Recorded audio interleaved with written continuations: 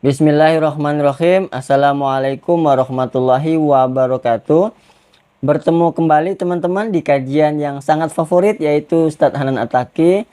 Jika teman-teman ingin langsung ya menyaksikan kajian beliau, langsung skip saja, tidak apa-apa video pembuka ini ke menit 1:30.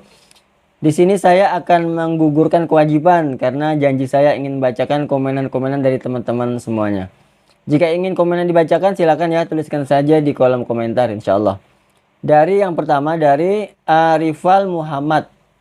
Masya Allah, adem. Berikutnya dari Piah 71. Assalamualaikum warahmatullahi wabarakatuh. Masya Allah, mudah-mudahan Pak Ustadz sekeluarga sehat selalu. Sukses membangun pemuda Indonesia. Amin, insya Allah ya Rabbal Alamin. Dari Alfa Winky 16. Alhamdulillah, Masya Allah. Di sini banyak support ya teman untuk Ustadz Hanan. Berikutnya ada Neneng underscore Gelopix. Barakallahu fikum. Ya Allah, menangkan Islam di tangan pemuda-pemuda Indonesia. Allahu Akbar. Oke teman-teman, langsung saja kita saksikan kajian dari Ustadz Hanan Attaqi dan selamat menyaksikan. Nanti ada lagi teguran terhadap Nabi di surat yang lain. Banyak loh. Termasuk surat At-Tahrim. Ayat pertama lagi tuh. Gara-gara apa? Gara-gara Nabi pengen jaga perasaan Aisyah dan Hafsah. Waktu itu Nabi sering nongkrong di rumah Sofia. Sofia itu istri Nabi yang bedanya sama Aisyah cuma setahun. Aisyah waktu itu 16 tahun, Sofia 17 tahun, baru lulus SMA. Istri Nabi muda nih. Rata-rata istri Nabi kan muda ya, walaupun kalau yang perawan cuma satu, tapi yang lain walaupun janda muda-muda nih. Sofia, Hafsah, Zainab, Ummu Salamah. Yang tua itu kayak Saudah, itu tua. Nah, Sofia orang Yahudi yang nikah sama Nabi itu cantiknya luar biasa. Saking cantiknya Aisyah sampai stalking loh akunnya Sofia. Dan itu terjadi, Aisyah benar-benar kepo tuh. Sofia lagi posting apa sih sekarang? Dikepoin sama Aisyah. Cara ngepoinnya gimana? Kalau dulu kisahnya Aisyah diam-diam datang ke rumah Sofia. Pas Sofia lagi ada acara selamatan. Jadi kalau kayak sekarang tuh Sofia lagi posting, Aisyah pura-pura ngeliat nih lagi posting apa sih, lagi snapgram apa, lagi insta story apa nih Sofia. Dilihatin sama Aisyah, biar gak ketahuan Aisyah pakai cadar. Tapi kan Nabi itu teliti banget, tahu banget mata Aisyah tuh kayak gimana. Sehelai bulu mata Aisyah aja Nabi tahu, saking sayangnya Nabi sama Aisyah. Pakai cadar, cuman kelihatan matanya doang. Datang ke rumah Sofia, Sofia lagi bikin kayak acara di belakang rumah gitu, di garden party gitulah pokoknya. Lagi barbekyuan gitu kan ya, di rumah Sofia. Nah Aisyah datang terus duduk mojok paling belakang. Perhatiin aja Sofia ini orangnya gimana sih, kok Nabi betah banget sama dia. Orangnya emang asik banget. Dilihatin sama Aisyah.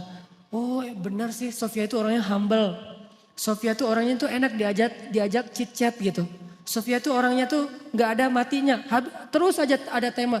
Makanya Nabi itu betah banget di sini. Ditambah lagi Sofia itu kolektor madu. Dia tuh banyak ngoleksi madu-madu keren, madu-madu yang dari berbagai macam penjuru bumi gitu. Dikoleksi sama dia. Ini madu dari Yaman, ini madu dari Majalengka, ini madu dari mana gitu kan nih. Dikoleksi sama Sofia. Oh gitu. Aisyah dari jauh merhatiin bahasa sekarang kepo. Dikepoin akunnya Sofia. Oh Sofia tuh posting madu. Oh Sofia tuh bisa bikin cake. Oh Sofia itu orangnya asik. Oh Sofia tuh seru. Oh Sofia apa. Nah lagi ngepoin Sofia, Nabi dari jauh ngelihat ada cewek kok sendiri banget di belakang mojok. Nabi liatin ternyata Aisyah. Nabi sadar, oh ada Aisyah. Pas Nabi ngelihat ke arah Aisyah, Aisyah tahu Nabi ngelihat, Aisyah langsung pergi. Pulang dikejar sama Nabi, terus slow motion gitu. Dikejar sama Nabi. Aisyah pulang, langsung pulang sendiri gitu. Nabi kejar, Aisyah dipanggil sama Nabi. Aisyah kaget, hah Nabi ngejar saya. Kan itu penting banget ya buat cewek ya. Merasa didahulukan, merasa diprioritaskan, merasakan. Cewek banget lah pokoknya. Jadi kalian harus ngerti tuh. beberapa trik. Jangan cuma bisa ollie dan kickflip gitu. Tapi bisa ngetrik juga buat pasangan. Biar keren. Aisyah pulang, Aisyah kata Nabi dari jauh. Jadi agak-agak kayak drakor-drakor gitulah. Aisyah langsung lihat ke belakang. Terus Nabi langsung nyamperin, yuk jalan bareng aku. Dipegang tangan sama Nabi, jalan berdua. Jangan dibayangin, susah. Pokoknya dengerin aja, membayangkannya nanti-nanti aja kalau udah halal. Pegangan tangan, jalan berdua. Pegangan tangan tuh nggak kaku gini ya. Pegangan tangan sambil gini-gini berdua, Terus jalan dari rumah Sofia ke rumah Aisyah. Di tengah jalan ngobrol, chat-chat gitu. Karena Aisyah juga orangnya tuh seru kalau diajak ngobrol. Aisyah tanya, Nabi kata Aisyah. Apa Aisyah? Gitu. Aku mau tanya kata Aisyah. Boleh, tanya apa aja boleh. Kalau misalnya Nabi jadi penggembala, terus ada 2 padang rumput. Yang satu tuh udah pernah dipakai penggembala lain, yang satu lagi nggak pernah dipakai. Kira-kira Nabi mau menggembala di mana? Pertanyaan Aisyah. Nabi langsung ngeklik. Oh, maksudnya istri-istri Nabi kan semuanya janda kecuali Aisyah. Jadi lebih cenderung kemana Nabi teh? Kata Nabi, ya pastilah ke padang rumput yang belum pernah dipakai menggembala siapa-siapa. Beneran? Beneran. Hore kata Aisyah. Ini lihat. Pengertiannya Nabi. Orangnya tuh empati banget sama pasangannya. Nah suatu saat Aisyah tuh lagi nungguin Nabi pulang di rumah. Nabi kayak telat gitu pulangnya. Padahal gak macet tapi telat pulangnya tuh. Kenapa ya Nabi kok telat banget pulangnya? Ditungguin sama Aisyah. Dan Aisyah waktu itu lagi satu geng sama Hafsah. Kan Aisyah tuh gengnya Hafsah ya. Istri Nabi itu kan ada 2 geng. Geng muda sama geng tua. Emang kayak gitu kata ahli sejarah. Makanya baca sirah. Kita akan tahu lebih banyak hal luar biasa tentang Rasulullah. Nah Aisyah lagi berdua nih. Lagi nongkrong di rumah Aisyah sama Hafsah. Kamu tahu gak Nabi di mana? Katanya sih kayaknya Nabi tuh lagi di rumah Sofia gitu. Soalnya tadi aku ngeliat instastorynya Sofia lagi bareng dengan Nabi gitu. Oh lagi di rumah Sofia, ngapain sih di sana? Biasalah lagi nyoba-nyoba madu gitu kan. Madunya Sofia tuh banyak koleksinya, banyak macamnya. Oh gitu, wah kita harus cari cara nih biar Nabi gak lagi senang minum madu di rumah Sofia. Tiba-tiba Nabi pulang, Assalamualaikum, Waalaikumsalam. Nabi pulang. Terus pas sampai di rumah, Nabi senyum-senyum ngeliat istri-istrinya berdua lagi pada nongkrong. Lagi ngapain nih berdua? Enggak, lagi santai aja kata Aisyah. Boleh ikutan enggak? Boleh. Terus pas Nabi duduk, Aisyah bilang, ngapain sih lama banget gak pulang-pulang ditungguin loh dari tadi gitu. Oh maaf, soalnya tadi lagi itu di rumah Sofia. Betah banget sih di rumah dia. Ya gitu mulai nih ya. Betah banget sih di rumah dia, emang ada apa sih di sana? Makanan enak ya, dimasakin yang keren gitu ya. Emang dia masakin empal gentong ya gitu. Akhirnya Nabi bilang enggak kok cuma minum madu doang gak dimasakin apa-apa. Oh pantesan mulut Nabi tuh gak enak baunya habis minum madu di rumah Sofia. Udah gak usah minum madu lagi di sana gak enak tuh. Kata Aisyah, kata Nabi, oh gitu ya udah deh kalau gitu mulai sekarang saya gak akan minum madu lagi. Aisyah merasa dimenangkan lagi nih. Tuh kan kalau buat gua Nabi apa aja mau. Madu gak boleh. Bayangin cinta Nabi kepada Aisyah sampai yang halal aja beliau haramkan. Walaupun ditegur sama Allah. Jadi seorang suami, saya gak ngebahas apa hukum rokok ya. Kan ada yang bilang haram, ada yang bilang makruh. Terserah deh itu mah ulama. Yang pasti ini bukan hukum rokok. Tapi merokok dengan request istri. Gimana tuh? Suaminya tuh perokok banget. Terus kata istri, jangan merokok di depan aku dong, aku gak tahan nih asapnya. Oh mulai sekarang papa gak akan ngerokok lagi. Itu kan, jadi saya tuh lebih suka ngambil angle-nya tuh lebih ke perasaan, etika atau akhlak, bukan hukum. Kalau hukum mungkin bisa haram, bisa makruh, itu tergantung mazhab. Tapi kalau etika, kadang karena permintaan istri, jadi gak jadi ngerokok. Gak usah ngerokok, yang halal aja gak jadi tuh. Nabi kan minum madu halal kan, bukan cuma halal, baik lah gitu. Sampai Nabi mengatakan, oh ya udah deh kalau gitu saya nggak akan minum madu lagi. Aisyah senyum-senyum mengarah ke Hafsah. Lihat, Nabi nggak minum madu lagi. Alhamdulillah udah Aisyah cair, ngobrol ketawa-ketawa, Hafsah pulang. Begitu Hafsah pulang, besoknya turun ayat.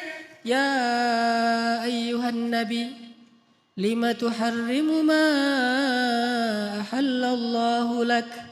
Wahai Nabi, kenapa engkau mengharamkan apa yang Allah halalkan bagimu, yaitu madu? Hanya gara-gara pengen nyenengin hati istri-istrimu, ditegur oleh Allah Subhanahu wa taala. Bayangin, Nabi keliru. Gara-gara pengen nyenengin hati Aisyah, beliau mengharamkan apa yang Allah halalkan. Ditegur oleh ayat itu, akhirnya Nabi datang kepada Hafsah, ngejapri. Hafsah, ternyata Allah nggak rela madu itu diharamkan. Saya baru dapat ayat nih, surat At-Tahrim ayat 1, surat 66. Sekarang Maya, ternyata madu itu nggak boleh diharamkan. Tapi jangan bilang-bilang ke Aisyah ya. Kata Hafsah, oh gitu. Kata Nabi jangan bilang-bilang ke Aisyah. Kenapa? Karena kalau Aisyah tahu, Aisyah terngambek. Kata Nabi ke Hafsah jangan bilang-bilang ke Aisyah. Ternyata apa? Hafsah malah mengcapture japrian Nabi di forward ke Aisyah. Aisyah dapat message dari Hafsah langsung dibuka gitu kan. Pas dibaca ternyata capturean Nabi gak jadi mengharamkan madu. Marahlah Aisyah. Aisyah marah, akhirnya Aisyah kalau posting gak mau lagi pakai hashtag demi Tuhannya Muhammad. Karena biasanya Aisyah tuh kalau posting ada 2 hashtag. Kalau Aisyah lagi sayang, lagi normal, dia pakai hashtag warabbi Muhammad, demi Tuhan Muhammad. Itu hashtagnya. Kalau Aisyah lagi bete nih, hashtagnya berubah, demi Tuhan Ibrahim. Beda hashtagnya. Jadi kalau hashtagnya demi Tuhan Muhammad, nih postingan lagi kangen sama Nabi. Kalau hashtagnya demi Tuhan Ibrahim, ini lagi bete sama Nabi nih. Waktu itu Aisyah posting. Entah posting apa gitu, hashtagnya demi Tuhan Ibrahim. Nabi baca, wah Aisyah lagi marah nih, ada apa? Nabi datang, sebelum Nabi ketemu Aisyah, Allah langsung DM Nabi. Kata Allah, ya Muhammad, ternyata Hafsah sudah mengcapture chat kamu itu kepada Aisyah. Sehingga sekarang Aisyah dan Hafsah itu bersekongkol untuk marah sama kamu. Begitu Nabi datang, Nabi langsung bilang ke Hafsah, Hafsah kenapa kamu capture? Kenapa kamu kasih tahu kepada Aisyah? Hafsah kaget, ya Rasul tahu dari mana? Aisyah kasih tahu ya? Kata Aisyah, enggak saya enggak ngasih tahu. Terus tahu dari mana? Kata Nabi, Allah yang ngasih tahu kepada saya. Turun lagi ayat berikutnya, khusus buat Aisyah sama Hafsah. @Aisyah dan @Hafsah_ Umar bin Khattab. Apa captionnya? Wahai istri-istri Nabi, kalau kalian masih terus menyakiti Nabi dan tidak bertaubat dan minta maaf kepada Nabi, maka Allah akan menceraikan kalian dengan Nabi dengan cara baik-baik. Lalu Allah akan menggantikan untuk Nabi istri yang lebih baik dari kalian, lebih solehah dari kalian, lebih cantik dari kalian dan seterusnya dan seterusnya. Langsung Aisyah dan Hafsah datang kepada Nabi minta maaf dan kemudian selesai urusannya. Pelajarannya apa di sini? Nabi juga kadang-kadang gara-gara ngikutin perasaan keluarganya, istrinya sampai melakukan kekeliruan. Bukan karena berbuat dosa.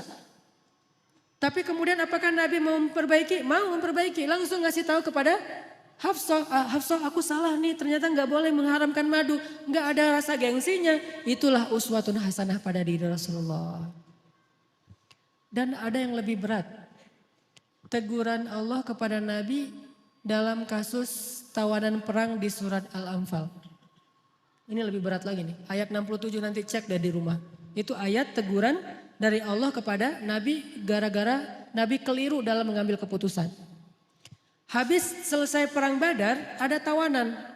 Termasuk salah satu tawanan waktu itu Suhel. Suhel itu kayak medsosnya sahabat. Dia tuh selebgram. Ditawan. Terus kan Nabi ini perang pertama nih dalam Islam. Belum tahu ini mau diapain nih tawanan-tawanan perang. Akhirnya Nabi pun bikin FGD gitu. FGD-nya Nabi, Abu Bakar, Umar dan Ibnu Rawahah. Jadi mereka beberapa orang musyawarah, rapat. Nabi nanya, apa pendapat kalian tentang tawanan perang? Mau diapain? Abu Bakar angkat tangan, menurut saya ya Rasul, kata Abu Bakar, kita tebus. Kalau keluarganya orang kaya, maka keluarganya menebus dengan harta. Kalau keluarganya orang miskin, maka ditebus dengan seorang laki-laki yang bisa baca tulis dan mengajarkan putra-putri kita baca tulis di Madinah. Ini kan produktif ya. ide yang bagus nih. Oh gitu. Umar bilang, saya nggak setuju. Terus apa pendapat kamu? Ya Rasulullah, mereka itu musuh-musuh Allah. Jangan dibiarkan mereka hidup, kita bunuh. Hukuman mati, karena ini masih dalam hukum militer, hukum perang. Maka tawanan perang dibunuh ya Rasul. Tidak ada kesempatan buat musuh-musuh Allah hari ini ya Rasulullah. Nabi senyum-senyum. Terus Ibnu Rawaha, menurut saya ya Rasulullah, apa Ibnu Rawaha? Kita gali parit, kita masukin mereka ke dalamnya, lalu kita bakar mereka hidup-hidup. Tapi jangan menjudge Ibnu Rawaha ya, karena Ibnu Rawaha ini punya cerita panjang di Mekah kayak gimana. Gimana dia tuh luar biasa disakiti, jadi wajar kalau orang emosional. Akhirnya Rasulullah komen. Kata Rasulullah, sesungguhnya Allah menjadikan hati seseorang itu lebih lembut daripada agar-agar. Atau lebih lembut daripada kayak yogurt gitu, susu yang dikentelin. Dan sesungguhnya Allah menjadikan hati seseorang kadang lebih keras daripada batu. Engkau wahai Abu Bakar, kata Rasulullah, engkau itu seperti Ibrahim. Engkau wahai Umar, engkau itu seperti Musa. Engkau itu seperti Nuh. Sedangkan Abu Bakar, engkau seperti Ibrahim, seperti Isa. Dua nabi masing-masing dimisalkan untuk mereka. Ini artinya nabi itu menghargai pendapat orang. Engkau wahai Abu Bakar seperti Ibrahim dan seperti Isa. Gimana Ibrahim dan Isa? Memaafkan. Ketika ayahnya pengen mengusir Ibrahim, apa kata Ibrahim? Qala salamun alaik, sa'astaghfiru laka rabbi innahu kana bi hafiya. Keselamatan bagimu wahai ayah. Padahal ayahnya udah zalim sama dia, tapi masih didoain kebaikan. Saya akan berdoa kepada Allah supaya Allah mengampuni dosa-dosa ayah. Itu Ibrahim. Isa juga kayak gitu, memaafkan murid-muridnya yang melakukan kesalahan. Engkau wahai Abu Bakar seperti Ibrahim dan Isa. Sedangkan Umar seperti Nuh dan Musa. Gimana Nuh? Ketika orang-orang sudah zalim, sudah syirik kepada Allah, Nuh berdoa, ya Allah hancurkanlah orang-orang kafir itu sehancur-hancurnya. Sampai keturunan mereka, jangan engkau biarkan mereka hidup di muka bumi dan membuat kerusakan. Musa ketika orang Bani Israel menyembah anak sapi, Musa pulang, maka dihukum mati mereka satu persatu kan. Ini Umar seperti Nuh dan Musa. Tapi kalau Ibnu Rawaha Nabi gak komen. Diimamin aja, gak usah di like, gak usah di komen, biarin aja. Karena pendapatnya agak-agak sadis gitu kan. Dibakar hidup-hidup. Akhirnya setelah menghargai dua pendapat sahabat senior, Nabi mengambil salah satu di antara dua pendapat itu. Pendapat Abu Bakar As-Siddiq. Menurut saya kata Nabi, pendapat Abu Bakar lebih tepat. Ayo kita tebus dengan tawanan dengan harta ataupun guru baca tulis. Setelah selesai penebusan, turun ayat 67. Kata Allah, tidaklah pantas seorang nabi memiliki tawanan lalu menukarnya dengan harta duniawi. Kalau kamu menginginkan harta, aku berikan harta yang lebih dari itu, wahai Muhammad. Allah marah kepada Nabi. Ayat 67. Setelah ayat ini turun, Nabi bacain kepada Abu Bakar. Nabi dan Abu Bakar menangis seharian dari pagi sampai sore. Nangis. Kenapa nangis? Karena sedih, takut, taubat, menyesal kepada Allah Subhanahu wa taala. Ya Allah, ampunkan saya, kata Nabi, ampunkan saya. Abu Bakar juga gitu, nih gara-gara saya nih. Ya Rasulullah, ini ide saya. Rasulullah enggak salah, saya yang salah. Berdua aja nangis tuh. Ini hebatnya Rasulullah. Inilah uswatun hasanah. Berdua nangis. Lagi nangis, Umar lewat. Umar ngelihat Abu Bakar dan Rasulullah nangis, Umar langsung diam. Tanya, ya Rasulullah, ya Abu Bakar, ma yubkikuma? Kenapa kalian berdua menangis? Kalau ada hubungannya dengan saya juga pengen ikut nangis. Nangis berjamaah. Apa kata Rasulullah? Ya Umar, seandainya hari ini Allah menurunkan azab di muka bumi, maka yang selamat cuman Umar bin Khattab. Lihat gimana Nabi menghargai Umar. Pendapat beliau dan Abu Bakar keliru, pendapat Umar yang benar, lebih tepat. Kemudian Nabi menghargai, seandainya hari ini turun azab di muka bumi, maka yang selamat adalah Umar bin Khattab. Nabi gak pernah merasa gengsi. Umar, kok Allah gitu banget sih? Kan saya yang Nabi, kenapa kamu yang benar? Padahal kan kalau mau tuh, Nabi tuh gak usah musyawarah loh. Tinggal minta aja, ya Allah nih tawanan perang mau diapain? Kata Allah, bunuh aja Muhammad. Ya udah bunuh. Kan gampang kan? Kenapa Nabi bermusyawarah? Kenapa Nabi gak minta wahyu aja? Karena kalau Nabi hanya meminta wahyu, maka kita tidak bisa meniru Nabi SAW. Kan kita gak dapat wahyu. Maka kita meniru Nabi dalam konteks ini adalah menyelesaikan masalah dengan cara musyawarah. untuk mencari mufakat. Kalau keliru dalam musyawarah, jangan gengsi untuk mengakui. Yang benar, jangan merasa besar kepala. Umar coba, pas Nabi keliru ngomong kayak gitu, Umar gak bilang, tuh kan, saya bilang juga apa, Nabi sih gak mau dengar kata-kata saya, yang dengar Abu Bakar aja terus mentang-mentang soulmate. Enggak, Umar tuh gak besar kepala. Terus besok kalau ada pendapat lagi, nih ini pasti salah lagi nih, harus dengerin saya. Enggak, Umar gak pernah nyalahin Nabi. Dan ini juga uswatun hasanah. Jadi kalau kita dalam satu organisasi, suami istri, dimanapun, kadang-kadang kita udah musyawarah terus ngambil keputusan keliru, maka yang tadi benar nggak usah nandain. Tuh besok dengerin ya kalau saya ngomongin, enggak, besok musyawarah lagi. Bisa diambil, bisa ditinggalkan pendapat kita. Semua ini adalah uswatun hasanah. Mudah-mudahan teman-teman di sini kita belajar banyak hal.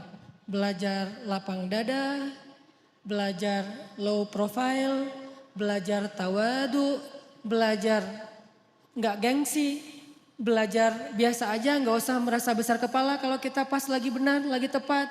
Belajar berdamai dengan pendapat yang berbeda, belajar untuk memperbaiki kesalahan walaupun yang memberitahunya itu seorang budak dari Habasyah, belajar berperilaku lebih elegan.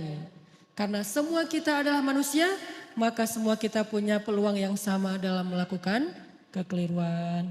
Mudah-mudahan laqad kana lakum fi Rasulillahi uswatun hasanah kita pada malam ini bisa dilihat dari angle yang lain yang selama ini mungkin jarang dibahas. Bukan hanya ketika Nabi melakukan hal-hal yang istimewa, tapi juga ketika Nabi melakukan hal-hal yang keliru. Alhamdulillah, itulah tadi kajian yang sangat menarik dari Ustadz Hanan Attaqi. Semoga kita bisa mendapatkan hikmah di balik tayangan tersebut ya. Sebelum kita mengakhiri seperti biasa, kita tutup terlebih dahulu ya dengan doa kafaratul majelis.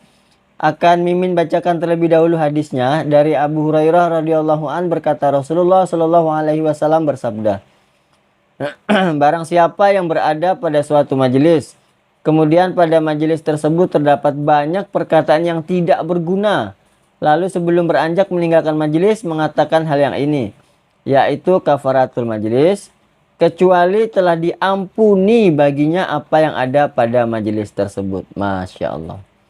Ini hadis riwayat Tirmizi. Subhanakallahumma wa bihamdika asyhadu an la ilaha illa anta astaghfiruka wa atubu ilaik. Yang artinya, Maha suci Engkau ya Allah, dan dengan memujimu, aku bersaksi bahwa tiada Tuhan selain Engkau. Aku mohon ampunanmu dan aku bertaubat kepadamu. Baik teman-teman, sampai bertemu di video berikutnya. Insya Allah setiap hari kita akan tayang ya. Assalamualaikum warahmatullahi wabarakatuh.